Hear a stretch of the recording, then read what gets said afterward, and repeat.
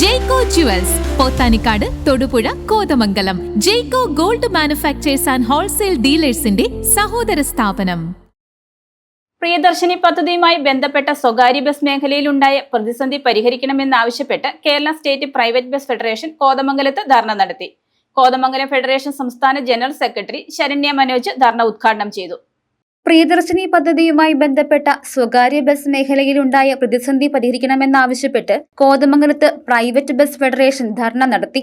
ഇല്ലാത്തപക്ഷം KSRTCയെ പോലെ തന്നെ zero ticket private ബസ്സുകളിലും സ്ത്രീകൾക്ക് സൗജന്യ യാത്ര ചെയ്യാൻ സൗജന്യമൊരുക്കുകയും ഈ തുക ഗവൺമെന്റ് പ്രൈവറ്റ് ബസ് ഉടമകൾക്ക് നൽകുകയും ചെയ്യുക. ഒരേ സ്ഥലങ്ങളിൽ ആവശ്യത്തിലധികം KSRTC ബസ്സുകൾ സർവീസ് നടത്തുന്നുണ്ട്. ഈ ബസ്സുകൾ പിൻവലിക്കുക തുടങ്ങിയ ആവശ്യങ്ങൾ ഉന്നയിച്ചാണ് ധർണാ സമരം നടത്തിയത്. കോതമംഗലം ഫെഡറേഷൻ സംസ്ഥാന ജനറൽ സെക്രട്ടറി ശരണ്യ മനോജ് ധർണ ഉദ്ഘാടനം ചെയ്തു.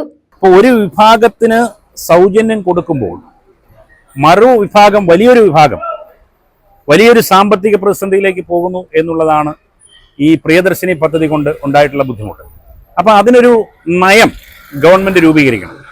ഇപ്പോൾ ധാരാളം പ്രൈവറ്റ് ബസ്സുകൾ ഓടുന്ന റൂട്ടുകളിൽ KSRTCയും പ്രൈവറ്റും കൂടെ ഒരേപോലെ ഓപ്പറേറ്റ് ചെയ്യുന്ന റൂട്ടുകളിൽ ഒന്നോ രണ്ടോ ബസ്സുകളിൽ സൗജന്യ യാത്ര നടപ്പാക്കുക.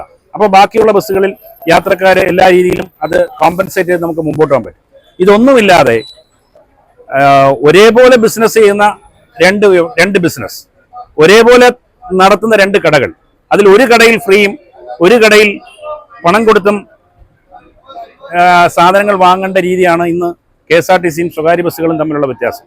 ഒരേ റൂട്ടിൽ ഓപ്പറേറ്റ് ചെയ്യുന്ന KSRTC ബസ്സുകളിൽ ഫ്രീയും സ്വകാര്യ ബസ്സുകളിൽ പണം കൊടുത്തും യാത്ര ചെയ്യേണ്ട ഒരു സാഹചര്യം വരുമ്പോൾ സ്വാഭാവികമായും സ്വകാര്യ ബസ്സുകളിൽ യാത്രക്കാരുടെ എണ്ണം കുറയും. അതാരെയും നമ്മൾ കുറ്റം പറഞ്ഞിട്ട് കാര്യമില്ല. സ്വാഭാവികമായും അവരത് അവൈൽ ചെയ്യാൻ ശ്രമിക്കും. അങ്ങനെ വരുമ്പോഴത്തേക്ക് കേരളത്തിലെ സ്വകാര്യ ബസ് വ്യവസായം ഇടിച്ചു നിൽക്കും. അതിനൊരു സംശയം വേണ്ട. ഇതിനൊരു ഗ്രൈൻഡിങ് ഹാൾട്ട് വലിയ താമസമില്ലാതെ കേരളത്തിലുണ്ടാവും. അതുപോലെ തന്നെ KSRTCയും ഇല്ലാതാകും എന്നുള്ളതിന് സംശയം വേണ്ട. ഞങ്ങളും സീറോ വാല്യൂ ടിക്കറ്റിംഗ് സംവിധാനത്തിലേക്ക് പോകാൻ തയ്യാറാണ്. ആ എമൗണ്ട് ഞങ്ങൾക്ക് കോമ്പൻസേറ്റ് ചെയ്താൽ മതി. ഞങ്ങൾ ചലോ മെഷീൻ ഉപയോഗിച്ച് സർക്കാർ പറയുന്ന ഞങ്ങളുടെ കണ്ടക്ടർമാരെ, ഞങ്ങളുടെ ജീവനക്കാരെ സർക്കാർ തന്നെ ഏറ്റെടുത്ത് KSRTCയിൽ എംപാനൽ സംവിധാനത്തിൽ ജോലി ചെയ്യിക്കുന്നത് പോലെ തന്നെ ഞങ്ങളുടെ ബസ്സുകളിലും ജോലി ചെയ്യിച്ച് സീറോ ടിക്കറ്റിംഗ് സംവിധാനം ഏർപ്പെടുത്തിയാൽ സർക്കാർ വളരെ സത്യസന്ധമായും ന്യായമായും കേരളത്തിലെ മുഴുവൻ സ്ത്രീകളെയും ശാക്തീകരിക്കാനാണ് ശ്രമിക്കുന്നത് എങ്കിൽ അങ്ങനെ ഒരു സംവിധാനത്തിലൂടെ ഞങ്ങളുടെ വണ്ടികൾ വാടകയ്ക്ക് എടുത്ത് ഓടിക്കണം എന്നുള്ളതാണ് ഞങ്ങളുടെ ഒരു പ്രപ്പോസൽ. അല്ലെങ്കിൽ സീറോ ടിക്കറ്റിംഗ് സംവിധാനത്തിലൂടെ ഞങ്ങൾക്കത് കോമ്പൻസേറ്റ് ചെയ്യുന്ന ഒരു സംവിധാനത്തിലേക്ക് സർക്കാർ പോകണം. ഇങ്ങനെ പല പ്രപ്പോസലുകൾ ഞങ്ങൾ വെച്ചിട്ടുണ്ട്. അതിലേതെങ്കിലുമൊക്കെ ഒന്ന് നടപ്പായി കിട്ടിയില്ല എന്നുണ്ടെങ്കിൽ വ്യവസായം നിന്നുപോകും എന്നുള്ളതാണ് യാഥാർത്ഥ്യം. ധർണാ സമരത്തിൽ പ്രസിഡന്റ് ജോജി, സെക്രട്ടറി നവാസ് തുടങ്ങിയവർ പങ്കെടുത്തു. വ്യവസായം നിലനിൽക്കുന്നതിനായി സർക്കാർ നിർദ്ദേശിക്കുന്ന നിബന്ധനകൾക്ക് വിധേയമായി ഗവൺമെന്റ് പ്രിയദർശിനി മൂലം പ്രതിസന്ധിയിലായ ബസ്സുകൾ വാടകയ്ക്ക് നൽകാൻ തയ്യാറാണെന്ന് ഉടമകൾ അറിയിച്ചു. News desk, Muvattupuzha news.